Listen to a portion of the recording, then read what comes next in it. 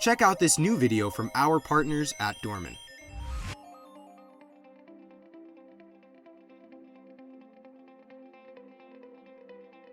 Welcome to Dorman Products Nissan Key Fob installation video. This installation is simple. No car knowledge is needed.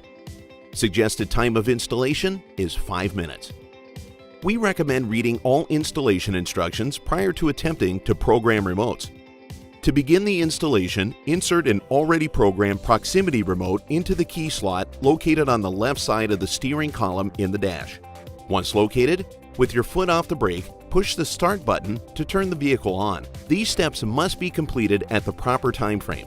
If rushed, programming will fail and the battery terminal will need to be removed for 30 seconds and the programming sequence restarted from the beginning. We suggest a stopwatch to be used to track time. Next, insert the programmer into the OBD DLC port located under the steering column.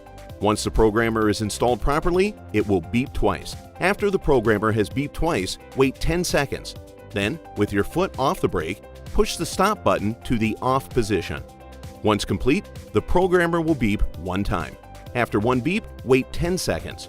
Then, with your foot off the brake, push the start button to the on position. Programmer will beep twice. After 2 beeps, wait 10 seconds. Then, with your foot off the brake, push the start button to the off position. Programmer will beep 3 times. Following the 3 beeps, keep your foot off the brake and push the start button to the on position. The red car light above the mileage display will flash 5 times. Next, remove the proximity remote. This will turn the car off automatically. Then, insert the next remote to be programmed. With your foot off the brake, push the start button to the on position. The red car light will again flash 5 times. Keeping your foot off the brake, push the start button in the following sequence: off, on, off. Once complete, depress the brake pedal and push the start button to the on position to start the vehicle. Finally, turn the vehicle off and remove the programmer.